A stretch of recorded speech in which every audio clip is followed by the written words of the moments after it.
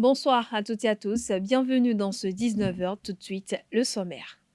La Commission électorale nationale autonome Sénat a rendu public ce lundi 26 décembre 2022 la liste de ses membres de postes de vote pour les élections législatives de 2023. Une liste comptant pour l'organisation et le déroulement du scrutin. Des précisions dans cette édition.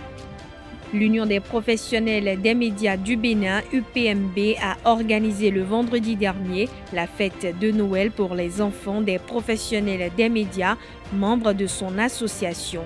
La cérémonie s'est déroulée sur le parc Africaland de Fifadji. Plus de détails dans ce 19h. En sport, Sitatunga FC en déplacement au stade municipal de Tofo a battu les militaires d'Adidja FC sur le score d'1-0. Le compte rendu de la rencontre dans un instant.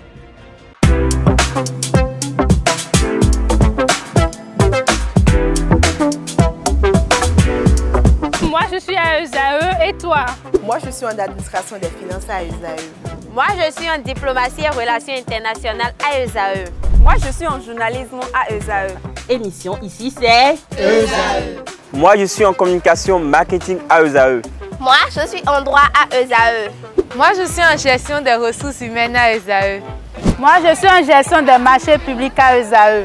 Moi, je suis en administration du travail et de la sécurité sociale à ESAE. Moi, je suis en sciences économiques à ESAE. Moi, je suis en banque finance à ESAE. Moi, je suis en administration générale à ESAE. Moi, je suis en audit et contrôle de gestion à ESAE. Moi, je suis en sciences juridiques à ESAE. Moi, je suis en administration générale et territoriale à ESAE. Moi, je suis en transport logistique à ESAE. Moi, je suis en gestion des projets à ESAE. Rejoignez-moi, c'est la meilleure université. Nous sommes à ESAE. Rejoignez-nous. À ESAE, l'excellence a un nom.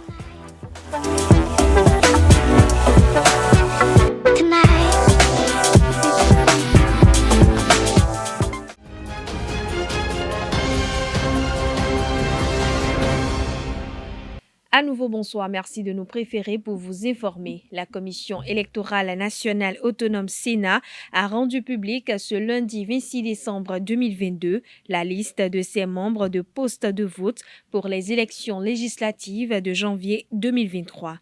Dans la décision en date du 22 décembre 2022, Saka Lafia, le président de la Commission électorale, explique que les membres de postes de vote sont chargés de la tenue du poste de vote dans le cadre de l'organisation et du déroulement du scrutin. Il annonce également une formation à l'endroit des différents membres des postes de vote avant la date des élections. La campagne électorale pour les élections législatives du dimanche 8 janvier 2023 a débuté depuis le vendredi 23 décembre dernier. C'est au tour des 109 candidats des partis politiques de croiser le fer. Dans l'élément à suivre, nous vous proposons quelques citoyens béninois qui énoncent leurs différentes attentes des partis politiques lors de cette campagne électorale. Suivons-les au micro de Francis Farami.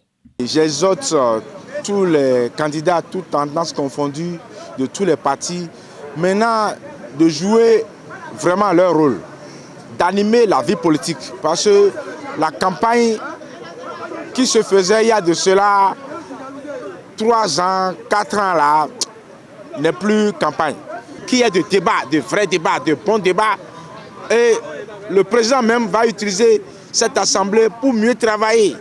Je voudrais simplement que le match soit ouvert à tout le monde. Ce n'est pas que le match soit ouvert sur les papiers, mais dans les actes aussi que le match soit ouvert, qu'on ne verrouille pas sur la liberté des autres partis aussi, à ne pas prendre la place. Les placards, là où on affiche les choses, que les autres aussi cèdent à leurs collègues, à leurs compatriotes qui, même s'ils ne sont pas d'un même bord, mais ceux qui donnent l'idéologie d'une démocratie, d'un pays, c'est l'autre qui est pour et l'autre qui est contre. Chacun va analyser, faire ses analyses, faire ses débats. Quand j'ai senti la présence de l'opposition dedans là, je vois que les choses bougent un peu.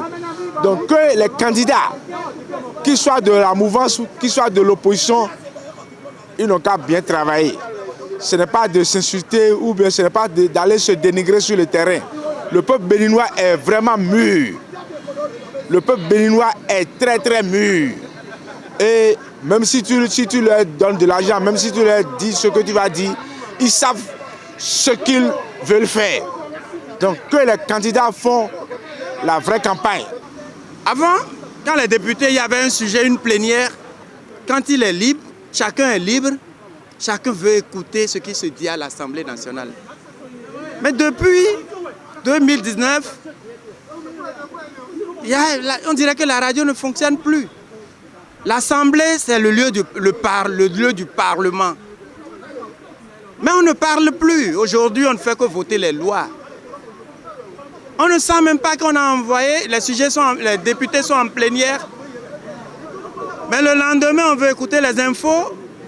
On nous dit que les députés ont voté à l'unanimité hier. Aujourd'hui, j'ai dit tout à l'heure que le Bénin est en train de revivre. L'opposition participe aux élections. Même si elle n'a pas la majorité, je crois que la radio hémicycle va rouvrir ses portes. Il ne faut pas qu'on voit aussi les démocrates en train d'afficher pour dire « Oh, vous ne pouvez pas, oui, c'est un thème ». Mais il ne faut pas qu'il y ait une bagarre qui pourrait créer de troubles à l'ordre public. Je voudrais aussi attirer l'attention de tous que nous sommes les mêmes. Le Bénin est un et indivisible, comme chantait Vivi l'International, qui est décédé, qu'on a rendu hommage et sa place est à Togben là-bas. Je voudrais aussi qu'on rende honneur à cet artiste qui a chanté toujours la liberté en votant dans la paix. L'Observatoire de la famille, de la femme et de l'enfant a organisé une séance de vulgarisation de ses réalisations le vendredi 23 décembre 2022 à Cotonou. À cette rencontre, Nassirou Kassoumou Ararou et son équipe ont exposé aux professionnels des médias et aux partenaires les activités et résultats de cet office public, autorité statistique du ministère des Affaires sociales. Reportage à Setondé-Larios à Djagbenou. De l'ombre à la lumière, l'Observatoire de la famille, de la femme et de l'enfant OFE va s'ouvrir au public afin de se faire découvrir et partager ses réalisations au service des affaires sociales. Nous sommes engagés pour l'année 2023 à faire davantage de communication sur ce que nous faisons, à nous faire davantage connaître et faire en sorte que nous puissions nouer des partenariats stratégiques avec les organes de presse, avec les organisations de la société civile pour qu'ils nous aident à diffuser au loin, le plus loin possible ce que nous faisons. Autorité statistique du ministère des Affaires sociales, cet office public assure depuis 2005 la veille stratégique sur les cibles de l'action sociale. L'Observatoire a développé ses activités dans plusieurs domaines, notamment dans les domaines de la collecte, de la production et de la gestion des données statistiques d'une part, mais également dans le domaine de la connaissance des phénomènes sociaux à travers le développement et la conduite d'études et de recherches-actions spécifiques sur les problématiques sociales ou sur les cibles de l'action sociale. Et donc toutes ces activités qui ont été menées au cours de ces 17 dernières années ont permis non seulement aux gouvernants au niveau national, au niveau central, de prendre des décisions, mais également aux décideurs locaux d'adopter des mesures allant dans le sens de l'amélioration des conditions de vie des couches vulnérables. À partir de 4 communications, le directeur général et des cadres de l'Observatoire ont présenté aux participants à la séance de vulgarisation de ce vendredi 23 décembre 2022 la structure, ses attributions, son organisation et son fonctionnement, ainsi que le travail abattu pendant ces dernières années. Près de 2 décennies après sa création, la structure a fait du chemin et a obtenu des résultats significatifs au nom desquels je voudrais faire retenir le système intégré de données relatives à la famille, la femme et l'enfant de nouvelle génération qui est aujourd'hui une référence au Bénin et un label en matière de collecte, de production et de diffusion de données statistiques sur les cibles de l'action sociale au Bénin. La réalisation de près d'une vingtaine d'études sur des thèmes et préoccupations adressant l'action sociale au Bénin. la production et la diffusion périodique de données statistiques, notamment des bulletins d'information, des notes d'analyse, des tableaux de bord sociaux. Par ailleurs, l'OFE a organisé des sessions de renforcement de capacités en matière de collecte et de gestion de données au profit des acteurs du secteur. Le Fonds des Nations Unies pour la population, partenaire de l'OFE depuis sa création, réaffirme son engagement à l'accompagner dans sa nouvelle dynamique. La préoccupation de l'OFE, c'est se faire connaître, d'accord. Mais à travers ce qui nous intéresse, l'état des lieux, l'analyse situationnelle, pour pouvoir mieux faire face, pour pouvoir mieux orienter les solutions, les réponses que l'État apporte. Et les partenaires seront toujours là pour accompagner, pour un Bénin encore plus paisible et pour des femmes et des filles plus libres d'avancer, des filles aux côtés des garçons, les femmes aux côtés des hommes pour le développement. Une nouvelle ère s'ouvre ainsi pour l'Observatoire de la famille, de la femme et de l'enfant OFE après 17 ans d'exercice et de travail. Nassirou Kassoumou Araro, directeur général de l'Observatoire de la famille, de la femme et de l'enfant, a présenté l'application web dynamique mise en place pour la collecte, la production, le traitement et la diffusion des données statistiques de l'action sociale au Bénin, le SIDOFE Nouvelle Génération. La réalisation phare de l'OFE, c'est le système intégré des données relatives à la famille et l'enfant de nouvelle génération. Parce que vous avez pu le constater, pendant longtemps, le secteur des affaires sociales a peiné dans la production de données statistiques complètes sur l'ensemble de l'action sociale. Pendant longtemps, nous avons présenté des données partielles parce qu'elles n'étaient collectées qu'au niveau des structures de promotion sociale. Mais avec la réforme qui a été lancée en 2016, et l'ensemble des mesures qui ont été mises en œuvre dans le cadre de la modernisation de notre système d'information, nous en sommes arrivés aujourd'hui à un système qui peut produire en tout temps et en tout lieu. Et ça, c'est une avancée importante, il faut le dire. Où que l'on soit sur la planète Terre aujourd'hui, l'on peut questionner le système pour avoir une idée des indicateurs au niveau du Bénin, de leur évolution. Mais également, on est de plus en plus rassuré par rapport à la qualité des données que nous publions parce que le mécanisme de collecte qu'on a mis en place met en branle tous les acteurs de protection au niveau de nos communes. Donc notre plus grande réalisation et notre fierté, c'est déjà ce système. Les autres réalisations, c'est les outils statistiques que nous publions maintenant de manière périodique depuis bientôt 3 ans. Nous publions des bulletins d'information statistiques qui sont trimestriels et donc qui sont disponibles aussi bien en termes de version physique qu'en ligne. Nous publions des tableaux de bord sociaux sur la protection. Nous publions des rapports analytiques sur les violences basées sur le genre. Donc, c'est autant de documents qui sont des produits de l'OFE qui doivent servir à orienter les décisions. Et donc, c'est véritablement des motifs de fierté. Enfin, nous avons investigué sur des thématiques assez pointues qui touchent même l'avenir de notre pays et qui ont amené des décideurs à agir. On a exposé tout à l'heure l'étude sur l'alcoolisme et l'éthylisme en milieu scolaire qui a amené donc certains décideurs à prendre des décisions assez fortes et courageuses. Nous pensons au département du Zou, de la Donga et autres qui ont interdit un certain nombre de choses.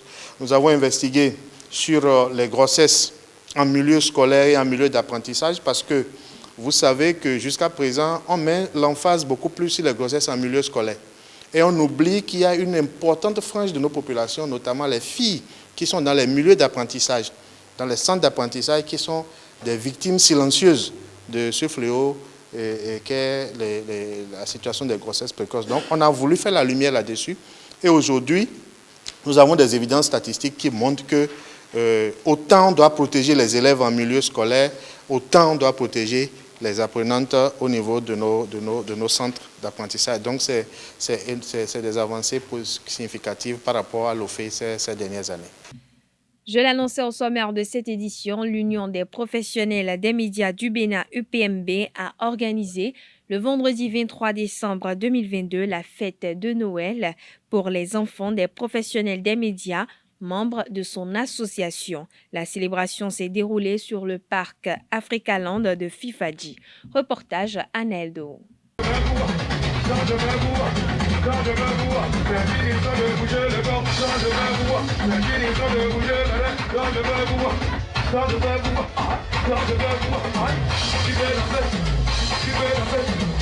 Joie et danse, c'est dans ces ambiances que les enfants des professionnels des médias de Cotonou, membres de l'Union des professionnels des médias du Bénin UPMB, ont célébré la fête de Noël. Une fête organisée à l'endroit de ces enfants afin de soulager leurs parents, journalistes pour la plupart. Ces moments ont été l'occasion pour la présidente de l'Union de sensibiliser les enfants et de leur donner des conseils. Je vous souhaite vraiment de passer d'agréables moments de fête. Vous êtes content d'être là? C'est vrai, vous êtes vraiment content? Mais il faut dire oui très fort, je vais entendre. Merci beaucoup. Donc amusez-vous bien. Si on a choisi de sortir d'une salle et de venir sur un parc de jeux, c'est vraiment pour que vous puissiez vous amuser.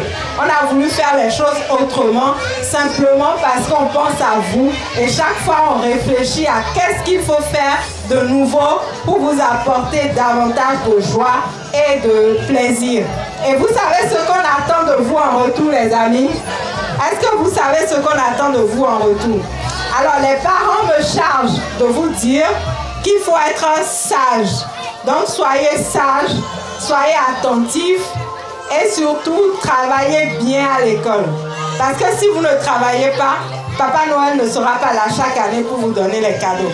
Si vous voulez mériter les cadeaux de Papa Noël, eh bien il faut continuer à bien travailler à l'école. Est-ce que papa, maman, tonton, tout le monde, on peut compter sur vous? On peut compter sur vous? D'accord. L'année prochaine, avant de donner les cadeaux, on va demander les bulletins de l'école. Ces enfants heureux de ces moments partagés entre amis et parents n'ont pas manqué de s'exprimer. Ce que je ressens, c'est la joie, la fierté. Je leur promets de bien travailler en classe, d'être la première de ma classe. Pendant cette année, j'ai été très sage à la maison. Après avoir reçu leur cadeau de Noël de la part du Père Noël, les enfants des professionnels des médias se sont restaurés. L'UPMB va effectuer ce même exercice pour les enfants des professionnels des médias des autres grandes villes du Bénin lors des prochains jours. Le siège de l'ensemble artistique et culturel Towara a accueilli du 23 au 25 décembre 2022 la 13e édition du Festival des rituels et danses masquées Feridama, 3 jours d'échanges et de spectacles exécutés par ses acteurs initiés. La 13e édition du Festival des rituels et danses masquées Feridama a démarré le 23 décembre 2022 par une conférence de presse au siège de la troupe Towara. Et c'est la conférence de presse de lancement donc, de la 13e édition du Feridama. Nous allons dans un premier temps vous présenter le programme général et après insister sur le choix de cette édition du masque Guélédé de la région Agonli.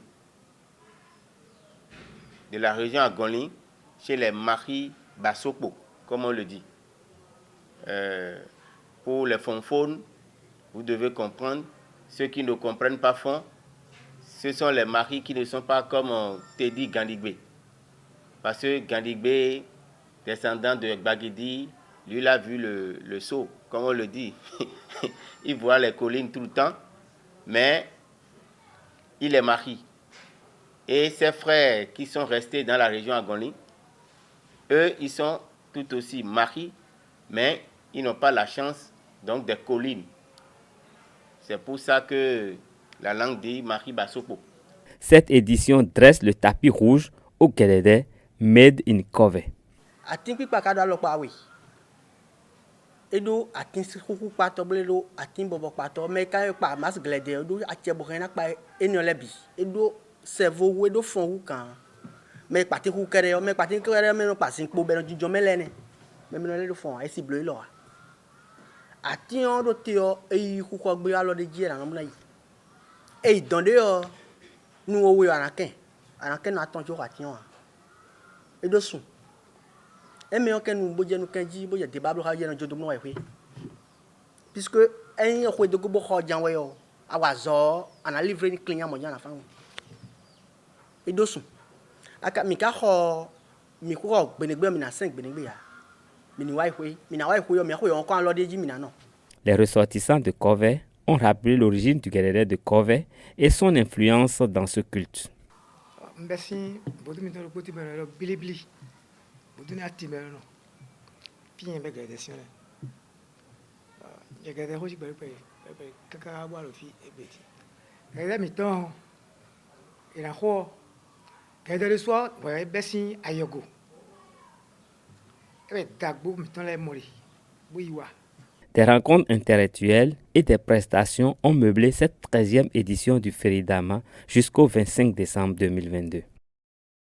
Cette édition a été parrainée par le Burkinabé Tankien Dayo et Léopold Benou. L'Institut des artisans de justice et de paix Chant d'Oiseau a célébré ses 25 ans d'existence le jeudi 22 décembre dernier. Une célébration qui a été marquée par une messe d'action de grâce à la chapelle du Chant d'Oiseau. Reportage à Nedo. L'Institut des artisans de justice et de paix Chant d'Oiseau, IAJPCO, a 25 ans, un quart de siècle qui s'est célébré à travers cette messe d'action de grâce.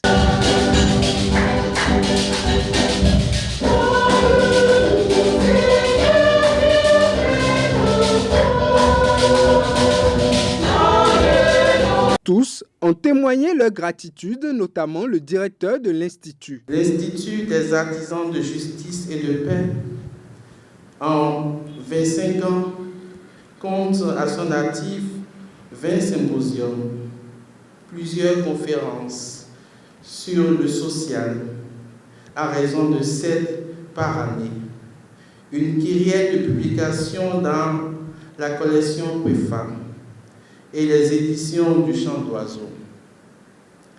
Il intervient dans 193 écoles de par le Bénin, impactant environ 45 jeunes âmes et les éveillant ainsi aux valeurs sociales de l'Église.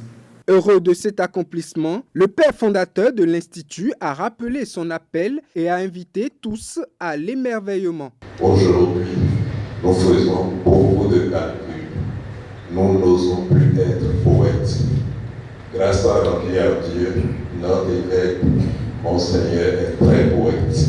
Et il écrit des poèmes. Puissions-nous aussi être poètes dans notre vie.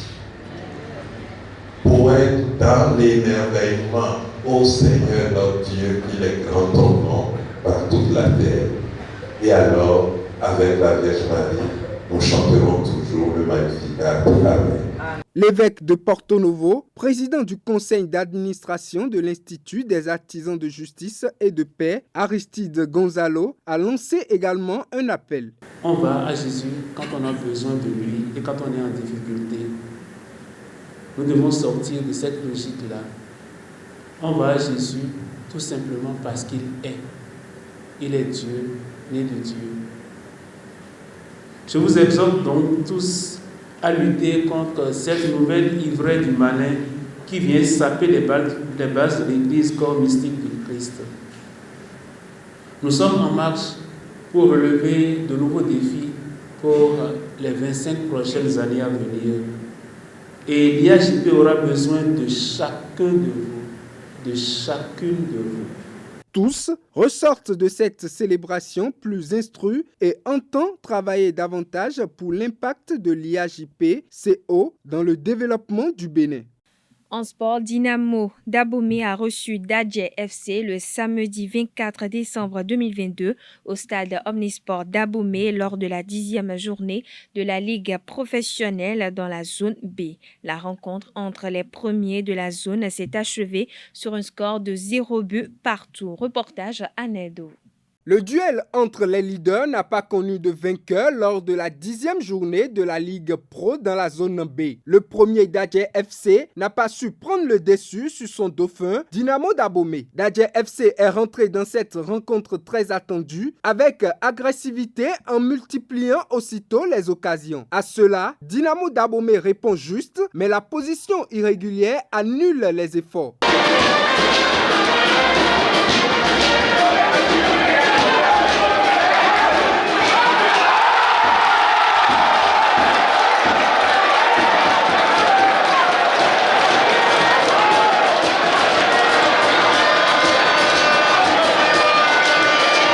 bilan de la rencontre va être meublé d'occasions infructueuses de part et d'autre.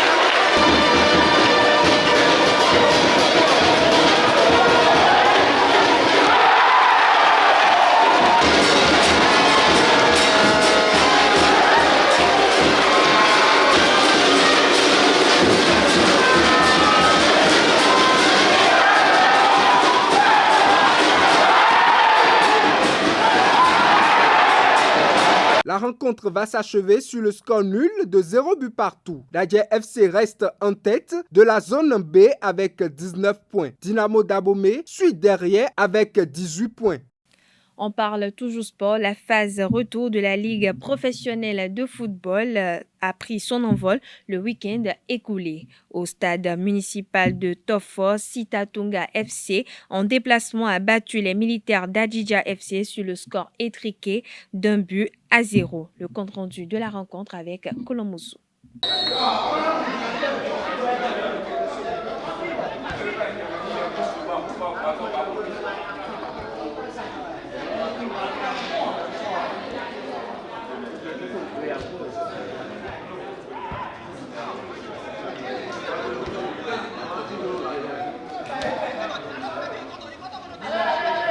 Sitatunga FC a surpris les militaires d'Adidja 1-0 et démarre la phase retour de la Ligue professionnelle de football en beauté. Au bout d'un match intense, les militaires n'ont pas su concrétiser leur franche action. Et à 5 minutes de la fin de la première partie, Michael Babatoune offre la victoire à Sitatunga.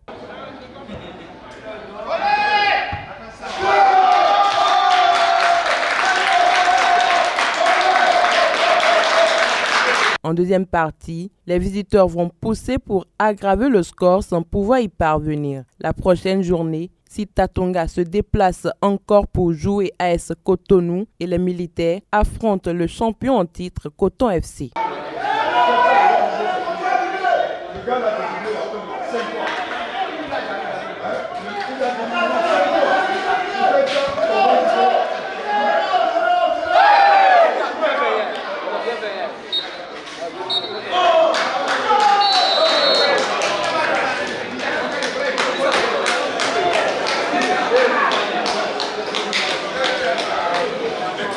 Hors de nos frontières, l'Assemblée nationale du Togo a approuvé jeudi dernier le budget de l'État pour l'année 2023.